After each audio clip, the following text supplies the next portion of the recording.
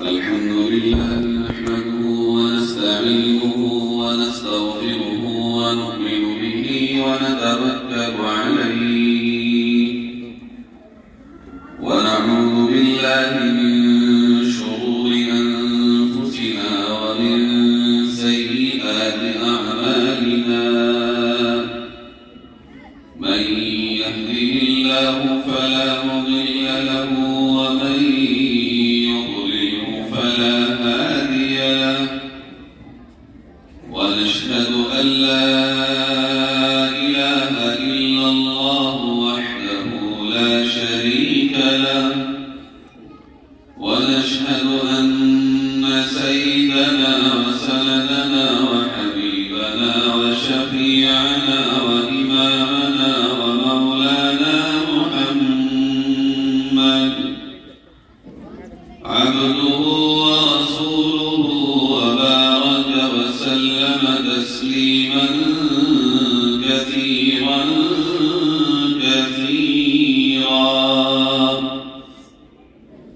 أما بعد فأعوذ بالله من الشيطان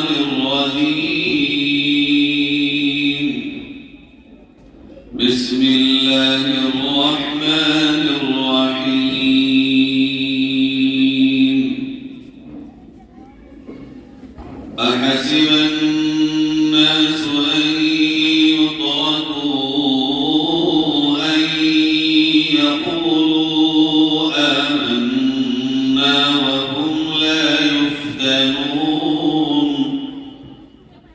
ولقد فتنا الذين من قبلهم فليعلمن الله الذين صدقوا وليعلمن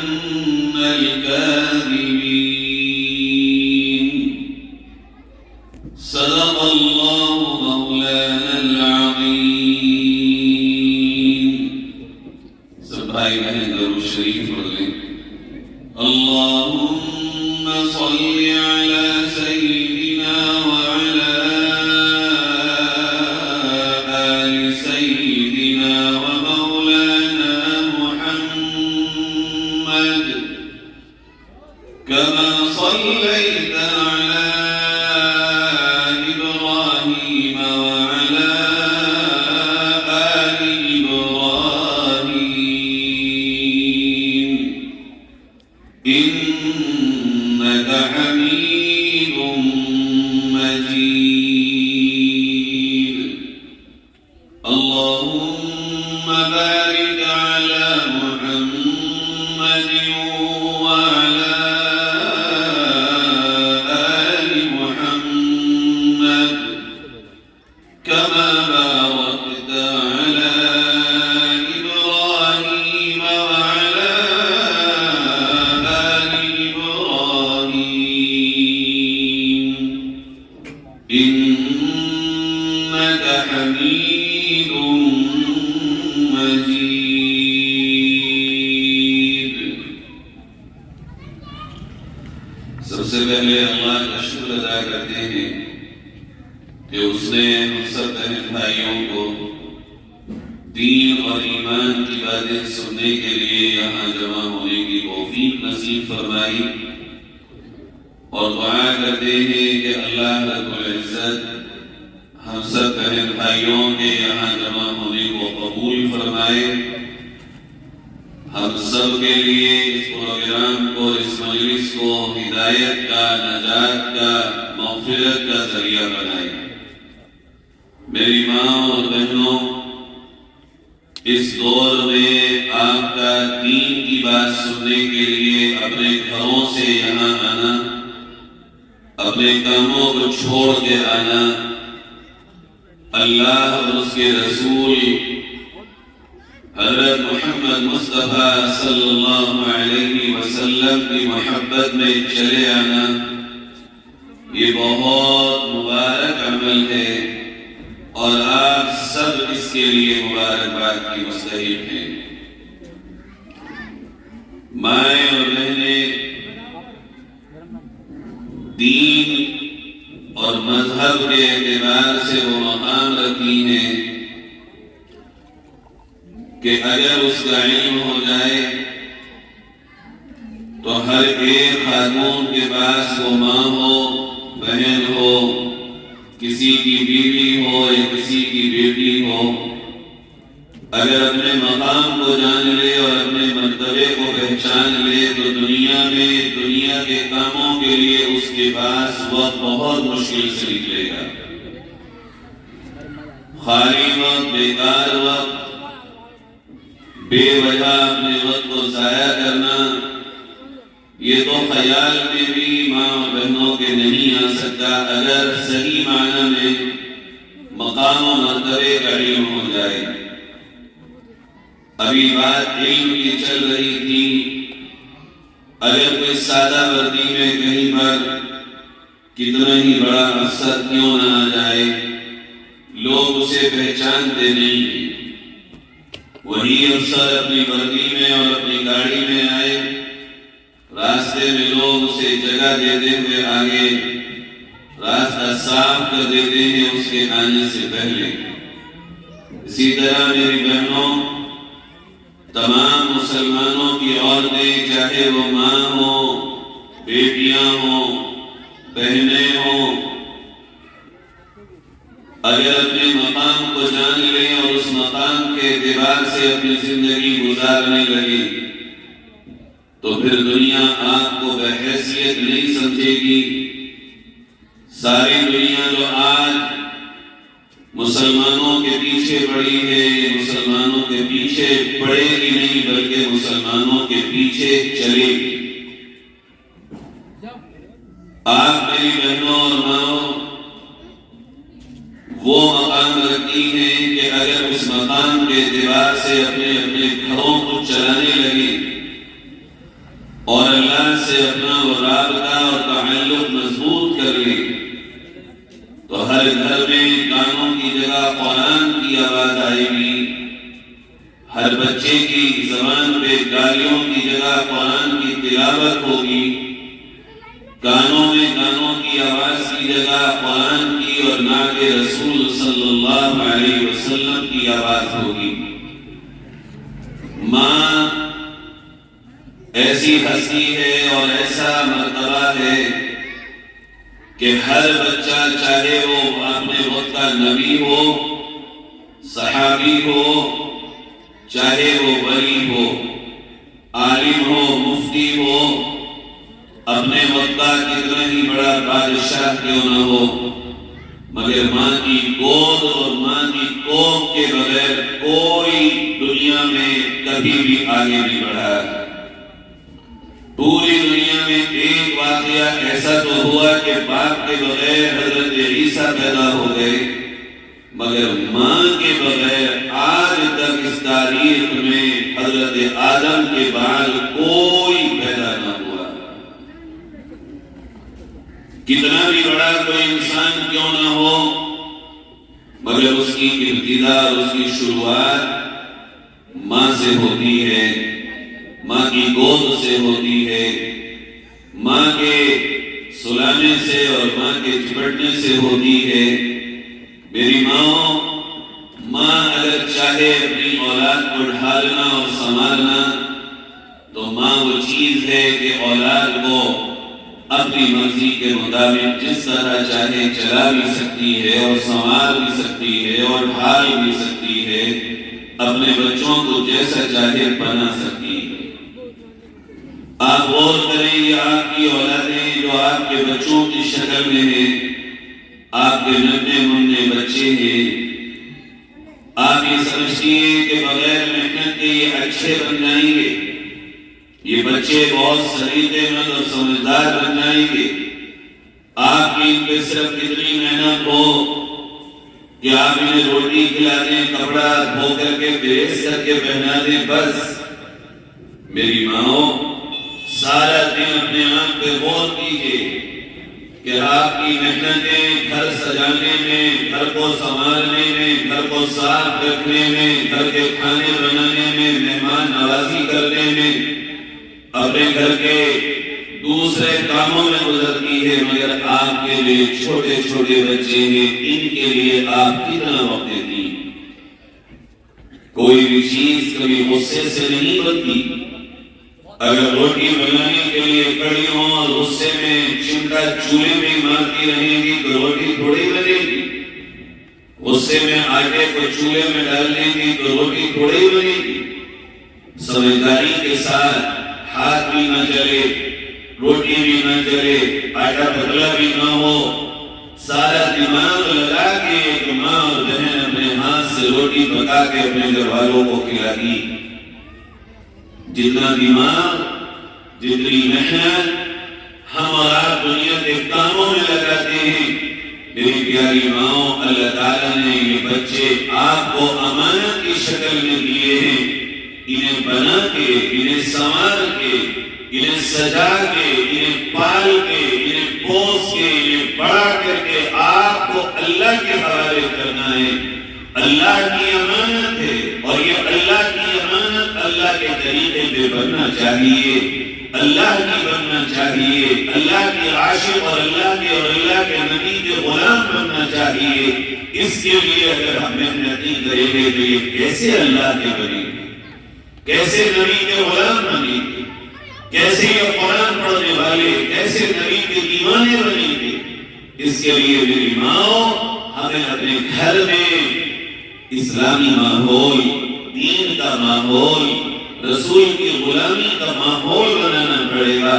اپنے بچوں کو بٹھال کے جیسے لقمے دیتے ہیں ہم منہ میں جسم کو پالنے کے واسطے، بچہ کو کھاتے نہیں ہے، اسے کھلانا پڑتا ہے. آج کے دور میں فیلر پلانی پڑتی ہے، دودھ پلانا پڑتا ہے، روٹی کھلانی پڑتی ہے، لقمے توڑ توڑ کے منہ میں دینے پڑتے ہیں، تب اس کا پیٹ بھرتا ہے.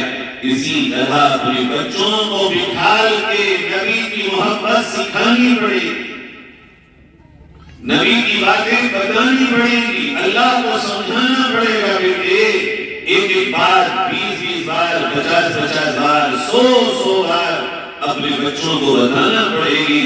اللہ کیا ہے، نبی کیا ہے، رسول کیا ہے، صحابہ کیا ہے، اولیاء اللہ کیا ہے، قرآن کیا ہے، یہ آپ کو بار بار روزانہ اپنے بچوں کو سکھانا پڑے گا.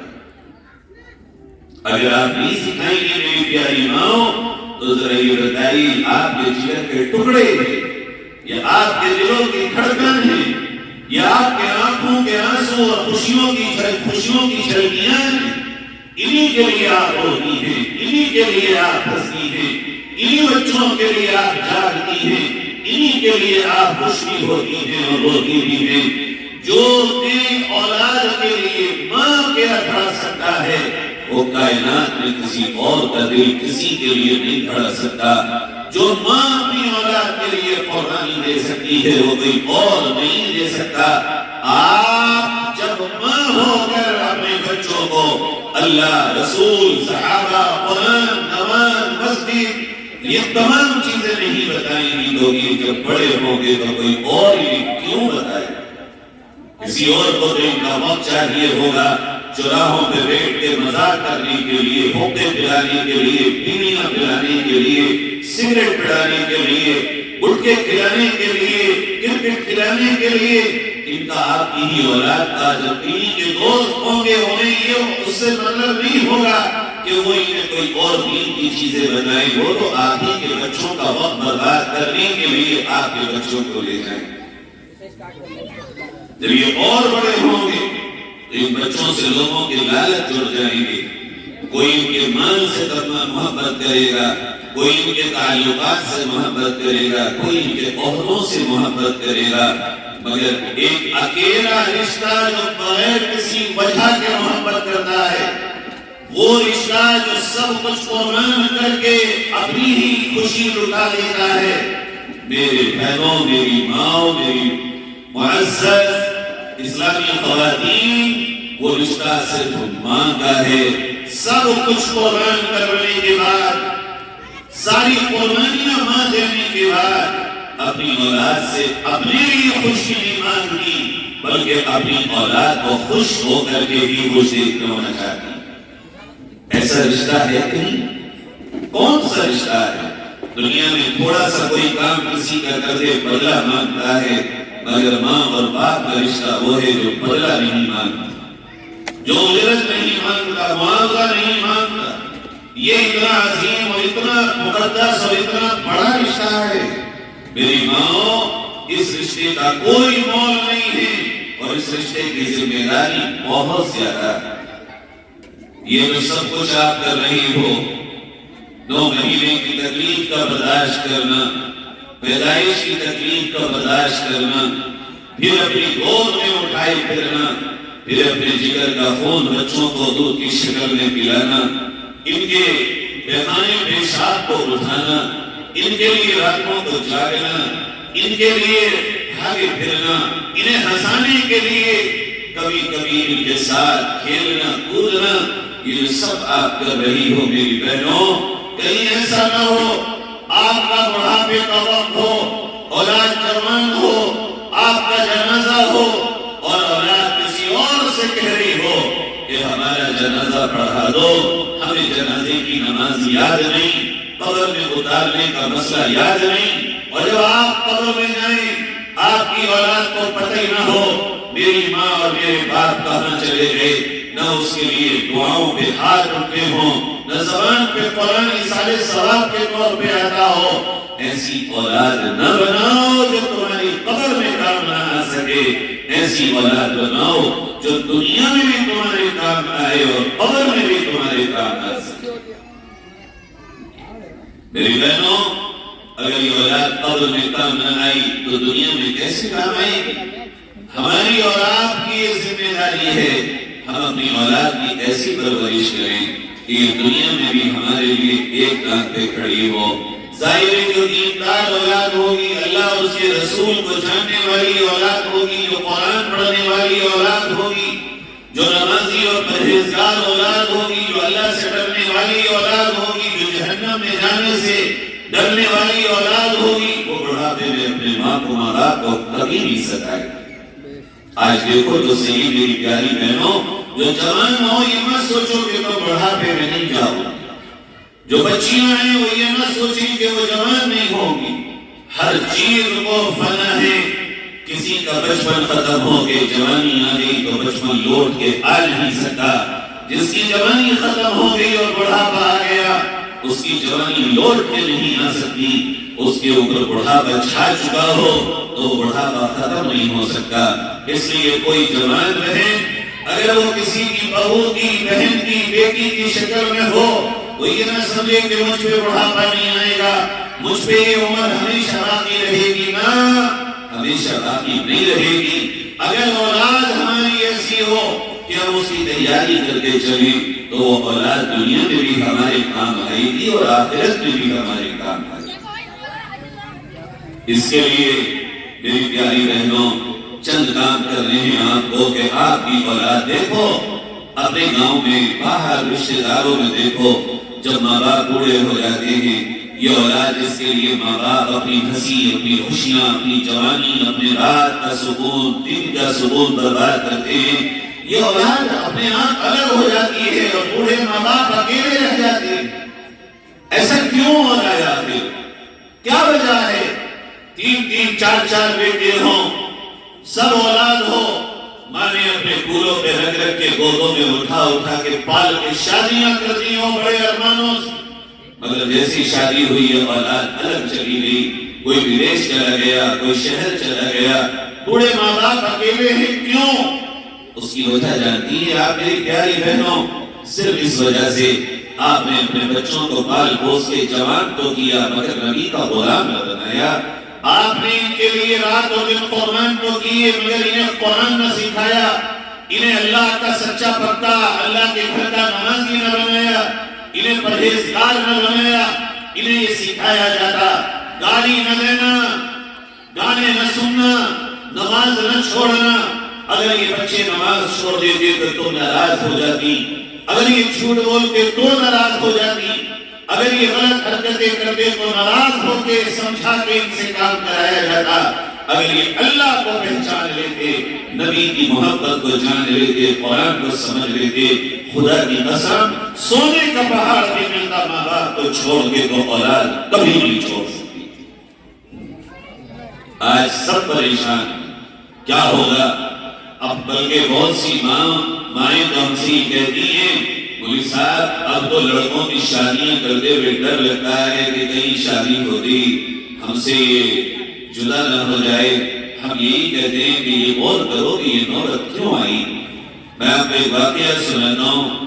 ایک بہت بڑی ہستی کے پیارے آقا سرکار مدینہ حضرت محمد مصطفیٰ صلی اللہ علیہ وسلم کے زمانے میں جن کا نام تھا حضرت اویس قرنی. یہ ملک شام یہ عراق میں ایک گاؤں ہے قرن، جیسے ہمارے جٹیا گاؤں ہے ہندوستان میں، ایسے عراق میں ایک گاؤں ہے قرن نام کا. اس گاؤں میں رہتے تھے، حضور کے زمانے میں تھے. آج آپ میں سے کوئی اگر مدینے میں حضور کا روزہ اور نوبت دیکھ لے تو کتنا خوش ہوتا ہے. اگر کسی کو کعبے کا دیدار ہو جائے تو کتنا خوش ہوتا ہے. خدا کی قسم نوبت کو دیکھ کے کیا خوشی ہوگی جو حضور کو دیکھ کے مسلمانوں کو خوشی ہوگی. حضور کے زمانے میں ان کے گاؤں سے کچھ لوگ مدینہ حضور کے لیے زیارت کے لیے جا رہے. انہیں پتا چلا تو یہ بھی کہہ آئے قافلے والوں سے کہ وہ رک جانا، میں بھی چلوں گا مدینہ حضور سے ملنے کے لیے. اور حضور سے ملاقات کا مطلب میری ماں اور بہنوں یہ ہوتا تھا کہ اگر کوئی حضور کو ایمان والا دیکھ لیتا تھا تو وہ صحابی بن جاتا تھا. چونکہ صحابی وہ لقب ہے کہ ساری کائنات کی دولت بھی لٹا دو تو صحابیت نہیں مل سکتی. آج باہر کہہ آئے کہ میں نبی سے ملنے چلوں گا. اندر گئے کہ ان کی ماں بیمار تھی، بھائی بہن کوئی تھا نہیں، گھر میں کوئی اور بھی نہیں، ماں کی اکیلے خدمت کرتے تھے. ماں سے کہا ماں ہاں بیٹا ماں میں پیارے نبی سے مدینے ملنے جا رہا ہوں. کہ بیٹے میری خدمت کون کرے گا؟ میں نہیں اجازت دوں گی تجھے. کہا ماں میں چلا جاتا. کہ نہ بیٹا مجھے چھوڑ کے نہ جا، میں تیری ماں ہوں، میری خدمت کون کرے گا جب تو چلا جائے گا. آپ سوچئے میری بہنوں میری ماں ایسی اولادیں بناؤ، اپنی ایسے بچے بناؤ، اپنے ایسے گھر میں اپنے ننھے منھے بچوں کی پرورش کرو کہ جو اویس قرنی کی تازہ مثال بن جائے. حضرت اویس قرنی باہر گئے، اپنے ساتھیوں سے کہا جاؤ مدینے جاؤ اور وہاں جا کے حضور سے سلام کہنا اور کہنا کہ قرن نام ہے، اویس نام کا آپ کا ایک غلام ہے جو بہت تڑپتا تھا آپ سے ملنے کے لیے، لیکن ماں کی خدمت میں ماں نے اجازت نہ دی اور کوئی ماں کی خدمت کرنے والا نہیں تھا، اس لیے وہ آ نہیں سکا. یہ قافلے والے گئے، مدینہ پہنچے، حضور سے ملاقات ہوئی. فرمایا حضور نے بھئی کہاں سے آئے ہو؟ کہ قرن گاؤں سے آئے ہیں عراق کے. اور فرمایا یا رسول اللہ ہمارے گاؤں میں ایک آدمی اویس نام کا ہے جو آپ کے پاس آنا چاہتا تھا مگر ماں کی وجہ سے خدمت کی وجہ سے آ نہیں پایا. آقا اس نے سلام کہا ہے. حضور نے اسی وقت حضرت عمر اور حضرت علی کو بلایا اور کہا سنو اویس کا مقام اللہ نے اتنا بڑھا دیا ہے کہ اگر وہ تمہیں کہیں مل جائے تو دعا کرا لینا اللہ ماں کی خدمت کے صدقے میں اس کا یہ مقام بنا چکا ہے کہ جب وہ ہاتھ اٹھائے گا تو کبھی خالی نہیں آئے گا. آج ہماری اولاد کیسے ہمیں چھوڑ کے چلی جاتی ہے، کیسے وہ گھروں میں ماں باپ کو بڑھاپے میں تڑپتا اور بلکتا چھوڑ دیتی ہے. اوپر سے یہ تعریف کیا جاتا ہے کہ ہمارے ماں باپ ہیں اور ہم جو ہو سکتا ہے کر رہے ہیں. خدا کی قسم ہر خوشی ہر چاہت ہر تمنا ماں باپ کے بعد ہوتی ہے، ان سے پہلے نہیں ہوتی. ماں باپ کو کنارے کر کے کچھ بھی کرنے والے لوگ کبھی کامیاب نہیں ہوں. اس لیے میں کہہ رہا ہوں میری ماں میری بہنوں یہ مثالی جو میں نے آپ کو سنائی ہے اس کے بعد ہوا یہ کہ پیارے نبی سرکار مدینہ دنیا سے تشریف لے گئے. ابو بکر رضی اللہ عنہ چلے گئے. حضرت عمر کا دور آیا. حضرت عمر حج کو گئے، کعبے میں طواف کر رہے تھے. آپ نے فرمایا سب بیٹھ جاؤ بیٹھ گئے. کہا عراق والے کھڑے ہو جاؤ. کھڑے ہو گئے. پھر حضرت عمر نے کہا اچھا بھائی عراق والے سب بیٹھ جاؤ, قرن گاؤں والے کھڑے ہو جاؤ. قرن والے کھڑے ہو گئے. آپ نے فرمایا اویس کہاں ہے؟ کہ صاحب وہ اپنا اونٹ چرانے گئے ہیں. حضرت عمر, حضرت علی, حضرت اویس کو ڈھونڈنے گئے تو یہ پہاڑوں میں اونٹ چرا رہے تھے. جا کے پوچھا انہوں نے اویس ہو؟ کہنے لگے آپ سے مطلب تھا میں عمر ہوں, یہ علی ہے. حضرت اویس بولے آپ امیر المؤمنین, آپ تو بہت بڑی ہستی ہیں, کیوں آئے؟ آپ نے کہا چپ رہو, چلو ہمارے ساتھ. ہاتھ پکڑ کے حضرت اویس کا حضرت عمر لے کر کے آئے اور کعبے میں لا کے کھڑا کیا اور کہا اویس تو اللہ سے میرے لیے دعا کر کے اللہ عمر کی مغفرت فرما دے. حضرت اویس رونے لگے. حضرت آپ اتنی بڑی ہستی ہیں, آپ نبی کے خسر ہیں, نبی کے صحابی ہیں, دوسرے نمبر کے سب سے بڑے مقام والے صحابی ہیں, آپ میرے لیے دعا کریے, میں آپ کے لیے کیا دعا کروں؟ حضرت عمر نے کہا اویس تجھے نہیں پتا, ہمارے نبی نے ہم سے کہا تھا اویس ملے تو دعا کرا لینا کہ اس کا مقام اللہ نے اتنا بڑھا دیا ماں کی خدمت کی وجہ سے کہ وہ اٹھائے گا ہاتھ تو قبول ہی ہونے ہیں. ایک اویس انسان نے کعبہ ہے, ہاتھ اٹھا اور ہمارے لیے دعا کرو. میری پیاری بہنوں, اپنی اولاد کو دیندار بناؤ, نمازی بناؤ, پرہیزگار بناؤ, فاقے اٹھا لو مگر حرام کا مت کھلاؤ. اپنے بچوں کے دلوں میں نفرت مت پیدا کرو, نہ چاچیوں کی, نہ چاچا کی, نہ تاؤ کی, نہ خاندانیوں کی. یہ بچے بالکل کوئی کاغذ کی طرح ہیں, یہ بچے بالکل معصوم ہیں. ان کے دل میں محبت ڈالو گی, محبت پیدا ہوگی, نفرت ڈالو گی, نفرت پیدا ہوگی. ان کو جس طرح چاہو گی چلا لو گی. ان کو اگر گھر میں غافل بناؤ گی غافل بنیں گے. اللہ نے اس اولاد کو تمہیں دے کر یہ ذمہ داری دی ہے کہ اولاد کی پرورش کرو اور ان کو میرا بنا کے مجھے واپس کرنا. میری بہنوں, اپنی اولاد سے بے شک ہر ماں باپ امید رکھتے ہیں, مگر سچائی تو یہ ہے کسے پتا کس کی اولاد کا جنازہ اسے اٹھانا پڑ جائے. میری پیاری بہنوں اور ماؤں, آپ نے دیکھا نہیں ہے بوڑھے ماں باپ زندہ ہیں مگر جوان اولاد چلی گئی. دیکھو دنیا کے چکر میں زیادہ دیوانہ ہونا یہ سمجھداری نہیں ہے. بڑی بڑی امیدیں لگانا اپنے بچوں سے یہ سمجھداری نہیں ہے. اپنے بچوں کو یہ کہہ کر کے چلو آج جو کچھ میں سکھا سکتی ہوں اور بتا سکتی ہوں بتا دوں, چونکہ آنے والی رات پتہ نہیں میری آخری ہوگی یا میری اولاد کی آخری ہوگی. پیاری بہنوں, یہ کس سے پتا ہے؟ یہ کہہ کر کے چلو لمبی لمبی امیدیں, شادی کروں گی, اتنا سونا بناؤں گی, اتنا جہیز لاؤں گی, ایسے بلاؤں گی, ایسے کھلاؤں گی. یہ سب امیدیں بے وجہ ہیں. ایک پل کا پتہ نہیں ہے ہمیں اور آپ کو. ہسپتال گئے پتہ چلا نکل آیا کینسر, گئے تھے بالکل صحیح, ہو گیا ایکسیڈنٹ. اللہ نہ کرے آپ میں سے کسی کا ہو. اللہ آپ سب بہنوں کو, سب ماؤں کو, آپ کی اولادوں کو, آپ کے گھر والوں کو ہر آفت سے, مصیبت سے, حادثے سے, بلا سے, ایکسیڈنٹ سے بچائے. لیکن سچائی تو یہی ہے کہ پل بھر کا کیا پتا ہمیں اور آپ کو کب ہمارا آپ کا آخری وقت ہو جائے. اور وہ چیزیں جو ہم سنبھال رہے ہیں, اچھے اچھے گھر بنانے, اپنے شوہر سے, اپنے بچوں سے فرمائشیں کرنے کہ تیرے خالوں نے, ماموں نے, چچا نے, تیرے پھوپھا نے, تیرے تاؤ نے, تیرے خاندانیوں نے اتنا اچھا گھر بنا لیا, تجھ سے ابھی تک فرش نہ ڈلوایا گیا, تجھ سے ابھی تک گھر میں ٹی وی نہ لگوایا گیا.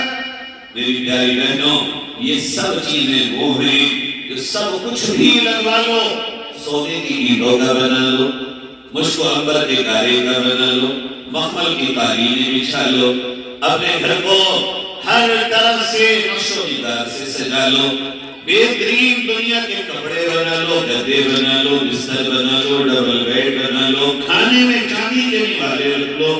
مگر سچائی یہ ہے یہ سب کچھ لمحے بھر کا مرحلہ آئے گا.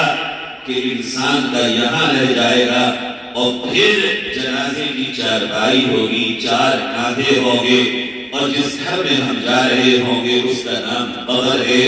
اس قبر میں نہ اینٹ ہے، نہ مٹی کی اینٹ ہے، نہ گارے کی اینٹ ہے، نہ بستر ہے، نہ بچھونا ہے، نہ گدے ہیں، نہ لحاف ہے، نہ ایئر کنڈیشن ہے، نہ پنکھے ہیں، نہ ہاتھ کا پنکھا ہے، نہ ہی کھانا ہے، نہ ہی پینا ہے، نہ کوئی اپنا ہے، نہ کوئی روشنی ہے، نہ انورٹر، نہ جنریٹر، نہ سولر ہے، نہ سورج کی دھوپ ہے، نہ دل لگانے کو پڑوسن ہے، نہ بات کرنے کو بچی ہے، نہ کھلانے کو پوتے پوتیاں اور اپنے بچے ہیں۔ اکیلا گھر، اندھیرا گھر، کفن میں لپٹا ہوا جنازہ، اوپر سے پڑی ہوئی مٹی، سانس لینے کو بھی ہوا نہیں ہے۔ اب بتا میری بہن، میری ماں، ایک سوچ تو صحیح، جس گھر میں تو نے روشن دان کھلوائے، کھڑکیاں لگوائی، پنکھے لگوائے، ایئر کنڈیشن لگوائے، اس گھر میں رہ کے اگر تو نے قبر کی تیاری نہ کری، قبر کی اپنی تیاری نہ کری، تو قبر میں تو پھر بہت دنوں تک رہنا ہے۔ یہاں کی زندگی تو 70-80 برس، قبر کی زندگی تو ہزاروں برس کی ہے۔ وہاں کا کون ساتھ دے گا؟ وہاں کہاں سے روشنی آئے گی؟ میری بہنوں، قبر میں بچے نہیں ہوں گے، بھائی بہن نہیں ہوں گے، ماں باپ نہیں ہوں گے، مگر یہ نمازیں ہوں گی، یہ قرآن کی تلاوت ساتھ میں ہوگی۔ جب سب رکھ کے چلے آئیں گے تو یہ قرآن جو صبح صبح مائیں بیٹھتی ہیں اٹھ کر، پڑھتی ہیں قرآن، سنتی ہیں قرآن، عمل کرتی ہیں قرآن پہ، جب اپنی جگر کے ٹکڑے اور اپنی سانسوں، اپنے دلوں کی دھڑکن اپنی ہی اولاد قبر میں دبا کے چلی آئے گی، کوئی نہ ہوگا، وہاں یہ قرآن پہنچے گا اور یوں کہے گا میں تیرے دل لگانے آیا ہوں، دل لگانے آیا ہوں، تو نے مجھے اپنی دنیا میں عیش و عشرت میں نہ چھوڑا، تو نے مجھے دنیا میں یاد رکھا، تو نے میری بات کو دنیا میں مانا، اب میں وہاں آیا ہوں جہاں کوئی تیرا نہیں ہے، اپنا بھی نہیں، پرایا بھی نہیں، دولت بھی نہیں، پیسہ بھی نہیں، مگر اے مجھے پانے والی، میں تیرا دل لگانے آ گیا۔ نمازیں آئیں گی، وہ دل لگانے، وہ نور بن کے، وہ قبر کی روشنی بن کے، وہ اچھے اخلاق آئیں گے، وہ محبتیں آئیں گی، وہ تمام اچھی چیزیں صدقے اور خیرات آئیں گے، وہ روزے آئیں گے، وہ ایک دوسرے کی مدد کرنا کام آئے گا۔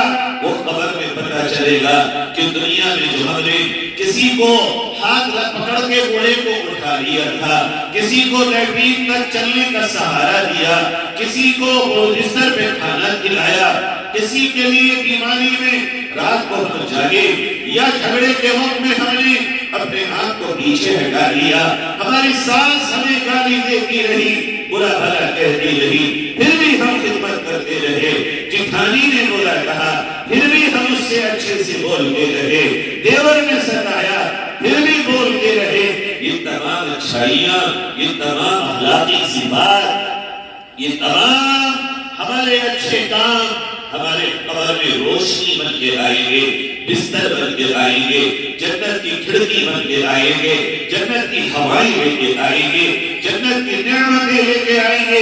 میری بہنوں، دنیا کی طرح جیو، دنیا آخرت کی طرح جینے کی نہیں ہے۔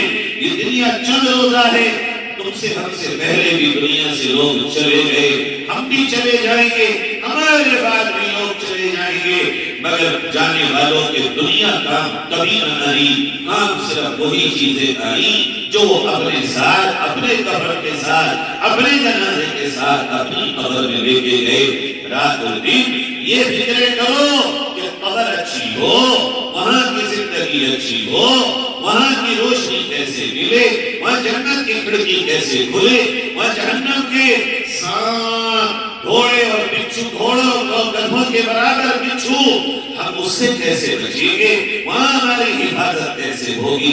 میری بہنوں، قبر کے سانپ اور بچھو بھی گدھے اور گھوڑوں کے برابر ہوں گے، ان کا زہر اتنا خطرناک ہوگا، ایک بار دھن اور ڈنک ماریں گے، 70 ہاتھ زمین کے اندر تکلیف کی وجہ سے کٹ جائے گا، پھر نکلے گا، پھر نکلے گا، پھر کاٹا جائے گا۔ یہ اس کا جو بستر ہوگا وہاں وہ جہنم کی آگ کے انگاروں کا بستر ہوگا۔ اس سے بچنے کے لیے اپنے گھروں کو 5 وقت پہ اذان ہو مصلی پہ کھڑی ہو جاؤ، چولہے پہ کھانا بن رہا ہو روک دو، کام کر رہی ہو روک دو، اگر صبح اٹھنے کی عادت نہ ہو آج طے کرو فجر نہیں چھوڑیں گے انشاءاللہ، فجر کے بعد سوئیں گے نہیں انشاءاللہ، فجر کے بعد تو ہم قرآن پڑھیں گے، جب زمانہ سو جائے ہم بھی سو رہے ہوں تو ہم میں اور ان میں کیا فرق ہے؟ فجر کے بعد قرآن کی تلاوت ہو، اپنے بچوں کو نہ سونے دو نمازوں میں، اپنے بچوں کو اٹھاؤ، اور اگر تمہیں یہ لگتا ہے کہ یہ بچے مانتے نہیں ہیں ہم کیا کریں تو سختی کرو، انہیں ناشتہ بنا کر نہ دو جب تک کہ فجر کی نماز نہ پڑھ لیں، اگر یہ فجر کے بعد سو رہے ہوں اور سردی کا موسم ہو ان کے منہ پہ ٹھنڈا پانی ڈال کے اٹھا دو، خدا کی قسم اس وقت ٹھنڈے پانی ڈالنے سے نزلہ زکام تو ہوگا مگر جہنم کی آگ میں جلنے سے اپنی اولاد کو بچانا، اس ٹھنڈے پانی کو برداشت کرنا، یہ جہنم کی آگ سے 1000 گنا زیادہ اچھا ہے۔ ایسے تھوڑی نہ بن جاتے ہیں، یہ سب بڑی قربانیوں سے بنتے ہیں میری بہنوں۔ یہ جٹھیا گاؤں کی تمام میری ماں اور بہنوں یہ طے کرنا چاہیے آپ کو، کتنے کتنے بچے ہیں قرآن سے بولے ہیں، قرآن نہیں پڑھتے، نماز نہیں پڑھتے، مسجدیں خالی ہیں، اپنے شوہر سے کہو تم گھر میں سامان لے کے آنا مت آنا، ہمارے لیے پھل لے کے آنا مت آنا، مٹھائی لے کے آنا یا نہ آنا، لیکن نمازیں پڑھ کے آؤ، تم نماز پڑھ کے آؤ گے ہمیں اس میں خوشی ہوگی، تم نماز پڑھ کے آؤ گے ہمارے دل پہ ٹھنڈک اس میں پڑے گی، بے نمازی ہو کے آؤ گے پھل لاؤ گے، یہ پھل کسی کام کے ہمارے نہیں ہیں۔ میری بہنوں ایک بار اپنے میاں سے اور اپنے شوہر سے یہ کہہ کے تو دیکھنا، غیرت کے بارے وہ مسجد نہ آئے تو بات ہے، وہ اللہ کے گھر میں نہ آئے تو بات ہے، اور جب نماز کا سلام پھرنے کے بعد اس کے ہاتھ اٹھیں گے دعاؤں میں نہ تمہیں رو رو کے دعائیں دے تو بات ہے، کیا بیوی بیوی ہے تجھے جو اللہ سے ملاتی ہے؟ پھر یاد رکھو تمہارے پھل بھی آئیں گے اور دنیا میں آئیں یا نہ آئیں مگر جنت کے پھل تمہارا مقدر، جنت کی دودھ کی نہریں تمہارا مقدر، جنت میں شہد کی نہریں ملیں گی اور دنیا میں شہد کلو سے ملتا ہے، دودھ پیور ڈھونڈنے سے نہیں ملتا، یہ اچھا پانی نہیں ملتا۔ اللہ تعالیٰ نے قرآن میں فرمایا تم پرہیزگار بنو، سچے مسلمان بنو، تم اچھے نمازی اچھے تقوی والے بنو، وَأَنْهَارٌ مِّنْ عَسَلٍ مُّصَفًّى، اللہ تعالیٰ تمہیں جنت میں صاف پیور 1 نمبر کے شہد کی نہریں عطا کرے، وَأَنْهَارٌ مِّن لَبَنٍ لَّمْ يَتَغَيَّرْ طَعْمُهُ، اور ایسے دودھ کی نہریں کہ جب تک بھی وہ دودھ رہے گا نہ اس کا رنگ بدلے گا نہ اس کا مزہ بدلے گا۔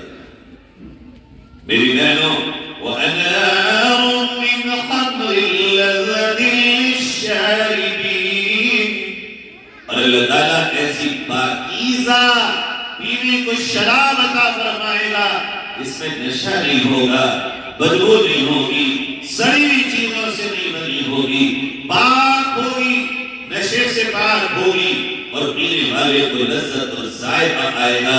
اللہ نے یہ جنت میں میری بہنوں آپ کے لیے رکھا۔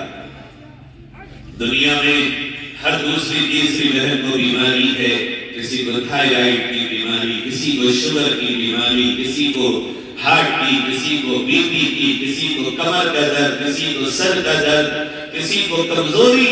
اللہ کہہ رہا ہے جنت والی بن جاؤ، جنت میں ٹھکانہ بنا لو، اور دنیا کی بیماری دنیا تک ہے، جب تم دنیا سے جنت میں آؤ گی لا يمسهم فيها نصب وما هم منها بمخرجين، جنت میں کوئی بیماری نہیں ہوگی، اور ایک بار جب تمہیں جنت مل جائے گی تو کبھی تم سے جنت لی نہیں جائے گی۔ کیسی جنت ہوگی وہ؟ کیسی جنت ہوگی؟ فرمایا یحلون فیہا من اساور من ذہب ولؤلؤا، سونے اور ہیرے کے موتیوں کا لباس تمہیں جنت میں دیا جائے گا. وَلِبَاسُهُمْ فِيهَا حَرِيرٌ، اور تمہارا لباس بہترین ایسا کوالٹی میں نمبر 1 ریشم کا ہوگا جس کا تم تصور بھی نہیں کر سکتے.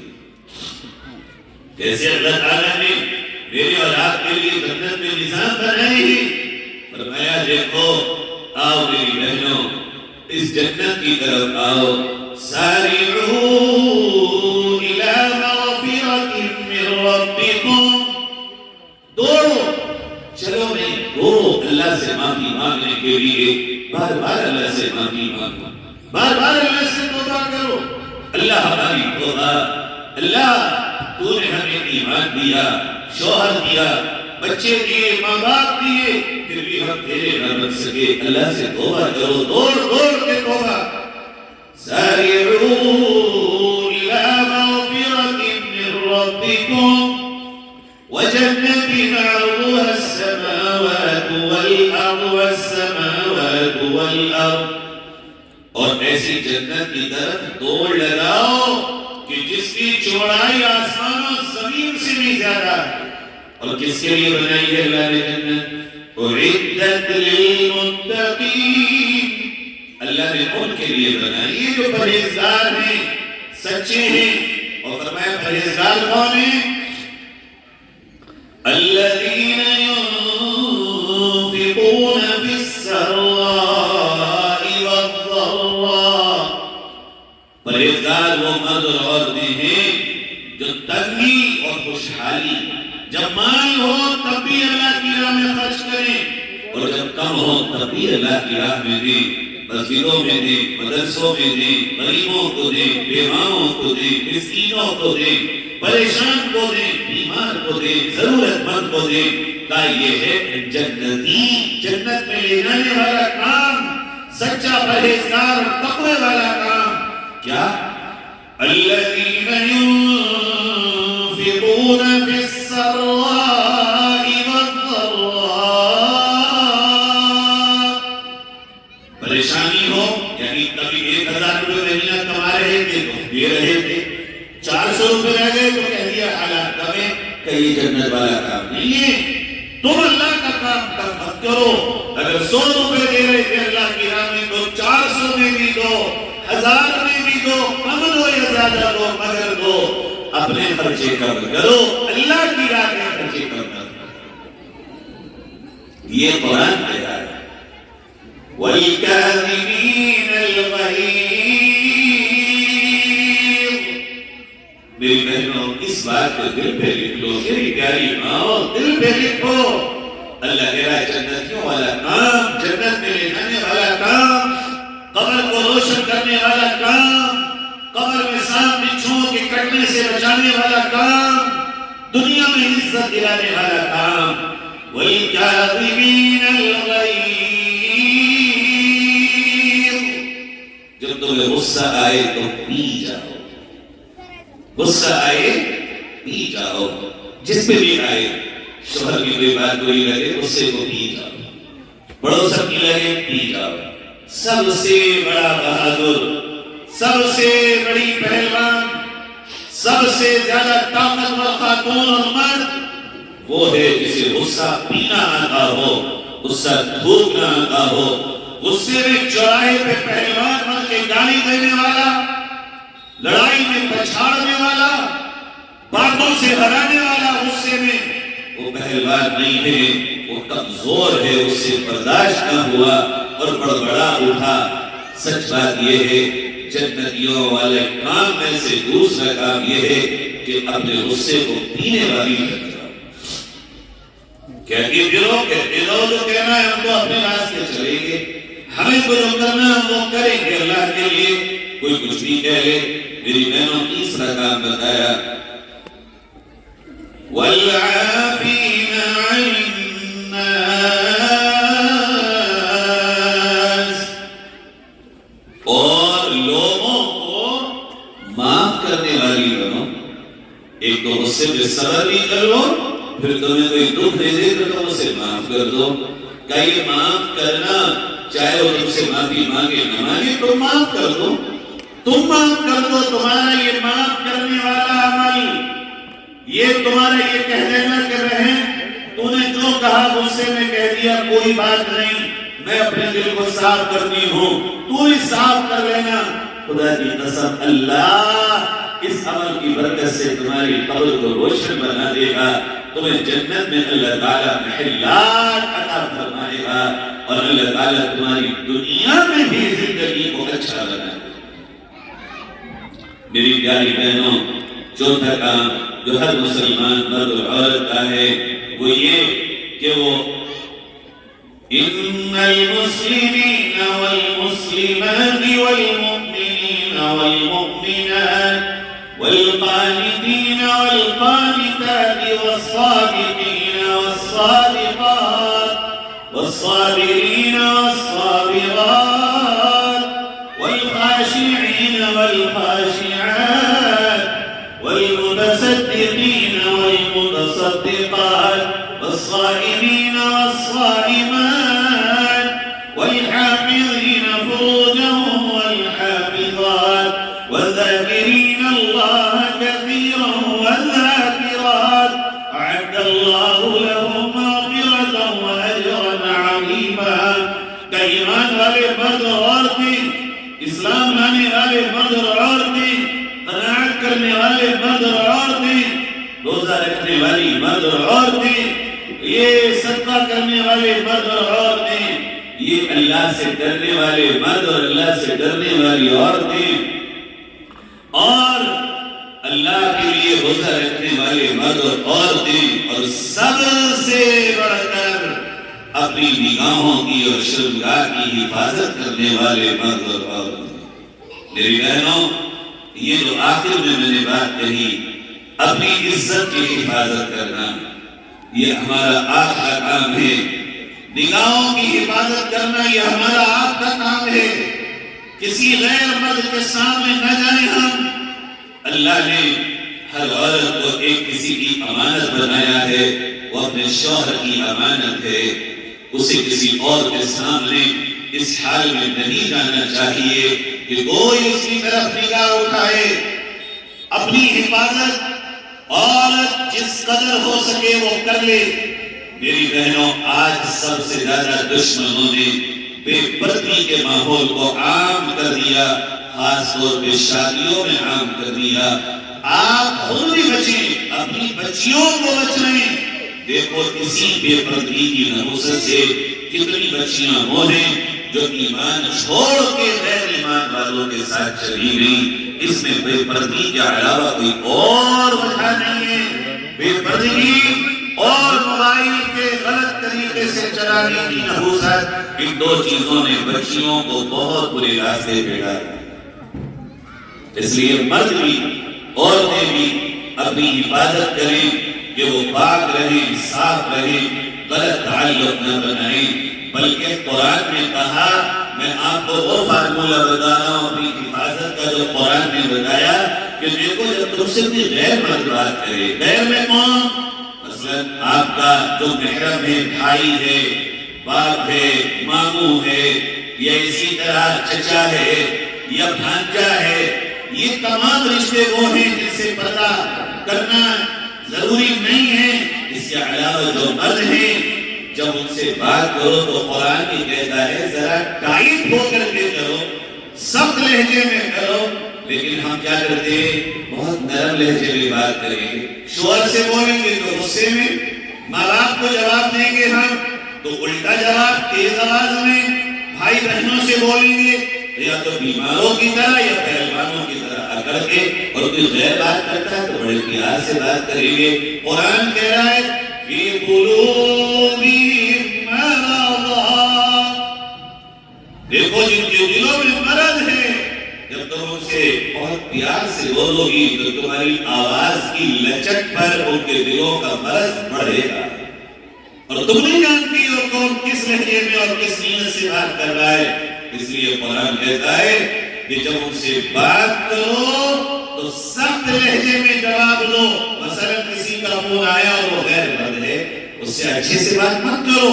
فوراً فون کہ میں بول رہا ہوں، ٹھیک ہے وہ نہیں ہے، گھر پہ پاپا نہیں ہے، بھائی نہیں ہے، میرے میاں نہیں، فوراً فون کاٹ دیا جائے یا اٹھایا نہ جائے.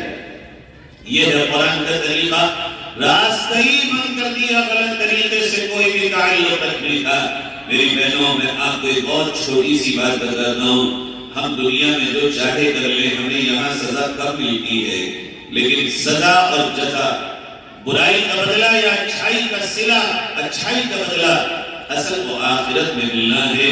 آج کل ایک رواج جو عام ہو گیا، یہ ہاتھ ملانے کا مرد اور عورت کا غیر محرم سے، پتہ ہے اس کا گناہ کیا ہے؟ کتنا چھوٹی سی بات ہے، حالانکہ اس کا سب سے چھوٹا گناہ یہ ہے قیامت میں اللہ تعالیٰ ایسے ہاتھ ملانے والے مرد اور عورت جو نامحرم ہوں، جو غیر مرد اور غیر عورت ہوں، ایسے ہاتھ ملانے والے مرد اور عورت کی ہتھیلی پر جہنم کا ایک انگارہ رکھ دے گا، اور وہ انگارہ اس کی ہتھیلی سے اس کے ہاتھ کو پھاڑتا ہوا، چیرتا ہوا اس کے کاندھے تک چلا جائے.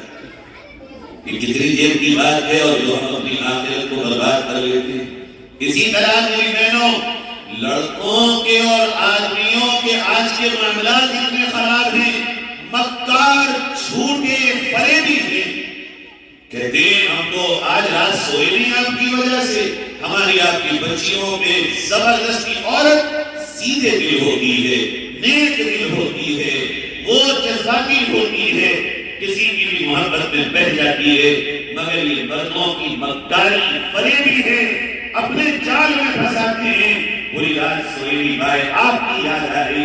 آپ سے اگر کوئی ایسا کبھی کہتا ہے، صاف کہو اگر ہم سے تمہیں کچھ مطلب ہے، ہمارے ماں باپ کے پاس جاؤ، رشتہ مانگو، نکاح کرو، پھر ہر وقت تمہارے ساتھ ہیں، تمہارے غم اور خوشی میں. اتنا بڑا جال بچھایا ہوا ہے ہماری آپ کی بچیوں کی بربادی کے لیے کہ ہم اور آپ سوچ نہیں سکتے. اس سے بچنے کا راستہ صرف اور صرف یہ ہے کہ ہم اپنے بچوں کو دین پر لے کر کے آئیں، اپنے بچے اور بچیوں کو سچا نمازی بنائیں، حلال روزی کھلائیں، روزی کسی بھی طرح کی غلط ہمارے آپ کے گھر میں نہ ہو. قرآن سے اپنے بچوں کو جوڑیں اور بچیوں کا تعلق دیندار گھرانوں میں کرائیں.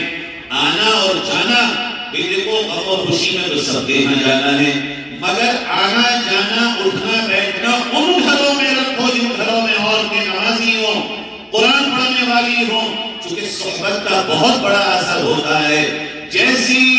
جیسا ماحول ہوگا ویسا ہی اثر پڑے گا. ایسے گھروں میں جہاں نمازی نہ ہو، وہاں صرف دعوت دینے جاؤ، دین کی بات کرنے جاؤ، مگر اٹھنا بیٹھنا بہت زیادہ نہ رکھو. اگر زیادہ رکھیں گی آپ تو ان کا اثر آپ پہ جلدی آئے گا، آپ کا اثر ان پہ دیر میں آئے گا. اپنی خاص طور پر بچیوں کو ایسے گھروں میں جانے سے روکا جائے جہاں بے پردگی ہو، گانے اور فلمیں چلتی ہوں، جہاں قرآن کا کوئی مطلب نہ ہو.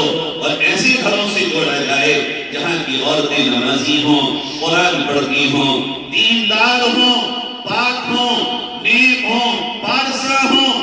تو اس گھر کا اثر آپ کی بچیوں میں بھی پڑے گا، اور اس کا نتیجہ یہ ہوگا کہ آپ کا گھر بھی الحمدللہ بہت پاک، صاف اور پارسا بن جائے گا، اور آپ کے گھر میں بھی نور کی بارش اور اللہ کی طرف سے برکتوں کی برسات ہوگی. اسی طرح اپنے گھر میں خاص طور پر صدقہ دینے کا ماحول بنائیں. آخری بات کر کے بات کو ختم کرتا ہوں. صدقے سے اللہ تعالیٰ مصیبتوں کو ٹال دیتا ہے. زیادہ یہ دعویوں کے چکر میں نہ پڑنا چاہیے. صدقہ زیادہ سے زیادہ دو، اللہ تعالیٰ صدقے سے حفاظت فرمائے گا. 2 روپے 4 روپے غریبوں میں دو، اور مانگنے والوں سے زیادہ اپنے جاننے والے غریبوں میں دو. جا کر یا پہنچوا دو. دروازے پہ مانگنے والے آج کل غریب کم، پیشہ ور زیادہ آتے ہیں. انہیں تو 2 روپے اور 1 روپیے میں آگے بڑھاؤ، اور اگر کوئی لگے کہ ضرورت مند آ گیا تو اسے دو. اناج بھی دے رہی ہوئی ہے تو یہ اپنی جھونپڑیاں لگا دیتے ہیں، اور ان کا کام پورا سال مانگنا ہے. لیکن جا جاننے والے غریب ہوں. ہمیں اپنے جاننے والے غریب نظر ہی نہیں آتے. کوئی بوڑھے بھی مومے بھی تئے بھی چچے بھی خالے بھی خاندانی رشتے داروں میں کوئی عورت بیوہ ہو وہ نظر ہی نہیں آتی. جس کا شوہر نہ ہو یتیم بچے نظر نہیں آتے. ہے تو اس کا سسر 10 ایکڑ زمین ہے. ارے یہ بھی تو پوچھ لو کہ فیکٹری خرچے کو کتنے دے رہا ہے تیرا سسر, یا خالی روٹی پانی کھلا رہا ہے. تیرے بچوں کے لیے عورت کو لاکھ ضرورتیں ہوتی ہیں اپنی, اپنے غریب نظر نہیں آتے, اپنی بیوائیں اپنے یتیم بچے نظر نہیں آتے. ہمیں وہاں مزہ آتا دینے میں جہاں نام ہو. دروازے پہ آنے والے کو منع کبھی نہیں کرنا چاہیے چاہے جو ہو, مگر پیشہ پر ماننے والوں کو 1-2 روپے میں آگے بڑھاؤ, اور اپنے جاننے والوں میں جو غریب ہوں ان پہ زیادہ سے زیادہ صدقہ خیرات کیا جائے.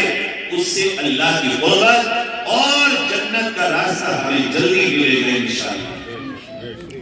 تیسری بات اور آخری بات میں آپ سے عرض کر کے بات کو ختم کرتا ہوں. اپنے گھروں میں روزانہ صبح کو سب مل کر سورۃ البقرہ کی تلاوت کریں. سورۃ البقرہ ہر گھر میں ہونا چاہیے. اگر پڑھے ہوئے نہیں ہیں تو قرآن پڑھو. 10 سال پہلے جب یہ بڑا موبائل نہیں تھا تو کون جانتا تھا چلانا؟ سیکھا ہے نا, ماں کے پیٹ سے پیدا ہو گئے. کھانا کون جانتا تھا, بولنا کون جانتا تھا, سائیکل چلانا کون جانتا تھا, روٹی پکانا کون جانتا تھا, کپڑوں کی سلائی کوئی جانتی تھی بہن, کوئی جانتی تھی بہن, گھر میں کام کیسے ہوتے ہیں؟ دنیا میں سب کچھ سیکھا نہیں ہے ہم نے. کھانے بنانے سیکھے, لحاظ پہ ڈورے ڈالنے سیکھے, کپڑے کاٹنے اور سینے سیکھے, ہم نے مردوں نے کام سیکھے.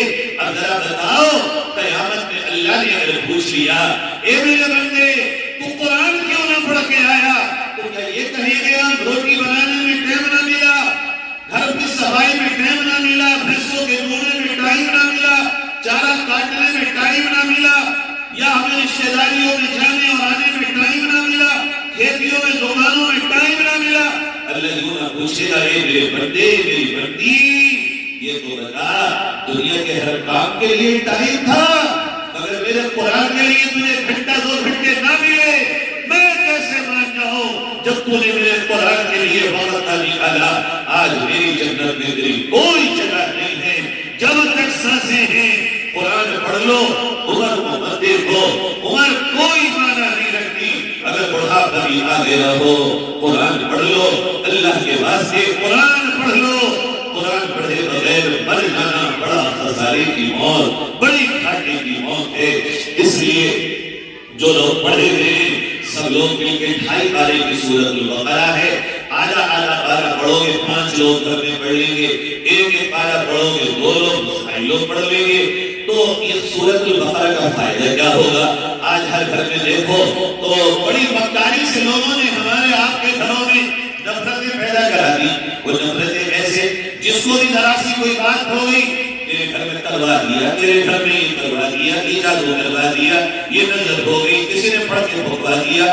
میری بہن سوچو تو صحیح, زیادہ تر جو غریب ہے نا یہ نہیں ہوتا سارا جادو, مالداروں کو تو ہوتا نہیں کبھی. یہ سب تمہیں چکر میں ڈال کے نفرتیں پیدا کرنے کا راستہ ہے. کسی مندری کو نہیں ہوتا, MLA کو جادو نہیں ہوتا, کروڑ پتی کو جادو نہیں ہوتا. جس تعویذ والے ملا کے میں جا کے دیکھو سب غریبوں کی لائن لگی پڑی ہے, مزدوروں کی لائن لگی پڑی ہے. بھائی منتری کہاں چلے گئے, MP MLA کہاں چلے گئے, اور یہ بڑے بڑے کاروباری اور شو روم والے کہاں چلے گئے؟